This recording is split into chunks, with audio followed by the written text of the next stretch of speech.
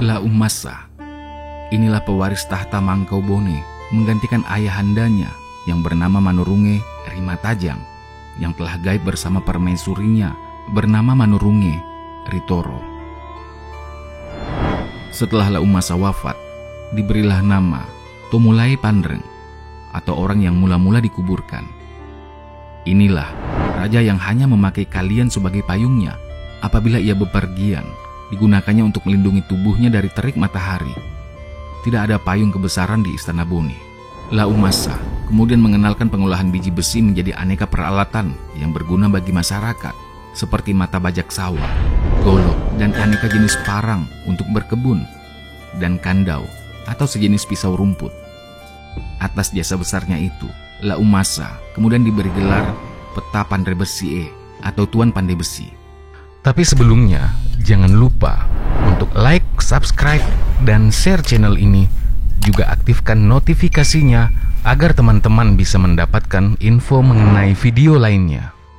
Selama menjabat sebagai raja, Tuan Pandai Besi ini berhasil memperluas kekuasaan Bone dengan menundukkan wilayah Androbiring, Majang, Biru, Maloi, dan Celu.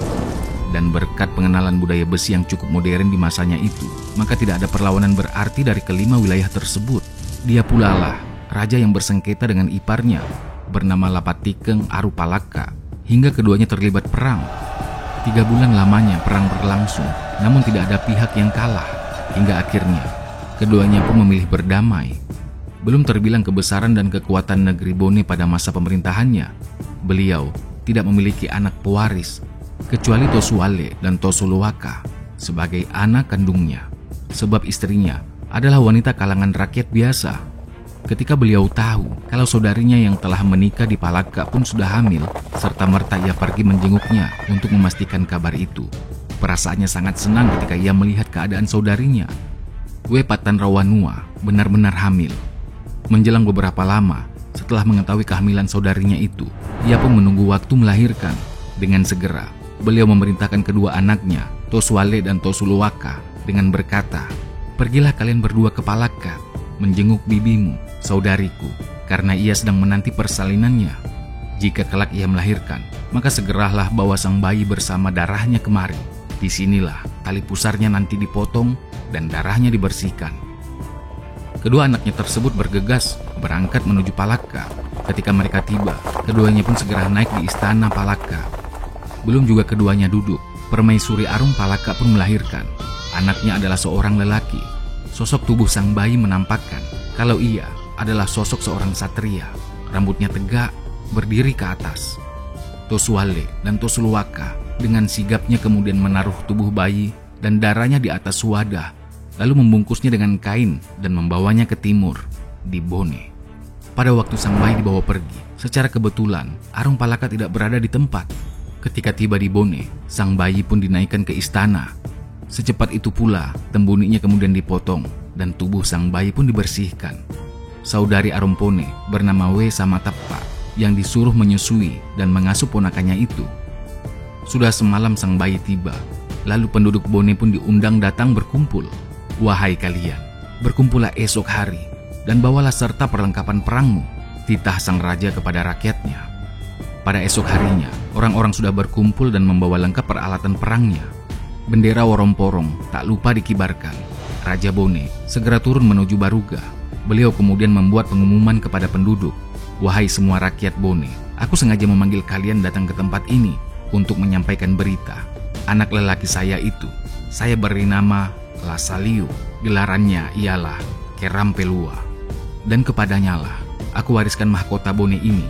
Kepadanya pula lah aku wariskan perjanjian atau ulu ada yang telah diwasiatkan oleh raja kita sebelum keduanya gaib." Segenap rakyat Bone bersetuju, kemudian mengucapkan syair sumpah setianya. Para bisu segera dipersilahkan menyajikan persiapan upacara. Dalam hitungan sehari saja, persiapan berikut hiasannya sudah lengkap, termasuk pernak-perniknya. Puang Kerampelua kemudian dilantik oleh pamannya. 7 hari 7 malam, rakyat melangsungkan pesta meriah. Selama itu pula, sang bayi dipangku siang dan malam. Setelah masa perlakuan sudah cukup, tembuninya pun kemudian ditanam. Setelah upacara menanam tembuni dan ketuban, barulah Puang Matoa meninggalkan istana Bone. Puatta Kerampelua yang diberi gelar Arumpone, dialah yang tinggal di dalam istana. Adapun bibi Puatta bernama Wesa Mateppa sebagai pengasuhnya. Sedangkan Puatta Sang Matoa, kalau ia akan bepergian, maka ia pun menyampaikan pesan kepada anaknya dan berkata, "Naiklah kepada tuanmu, katakanlah, Puatta akan bepergian, utuslah pengawal untuk mengantarnya." Maka orang yang memangku bayi menyambut dengan berkata, "Sampaikan pesan, panggillah orang-orang untuk mengantar tuan."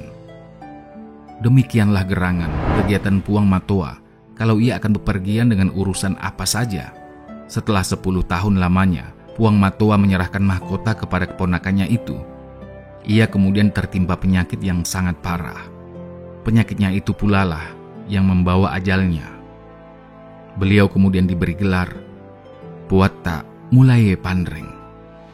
Sampai di sini catatan kaki kita kali ini. Jangan lupa di-subscribe ya teman-teman, agar semakin banyak video-video yang akan kita produksi. Dalam kolom komentar kalian bisa memberikan masukan tentang video ini atau memberikan masukan tentang tema video kita selanjutnya. Nah, silakan di-share sebanyak-banyaknya karena berbagi itu indah.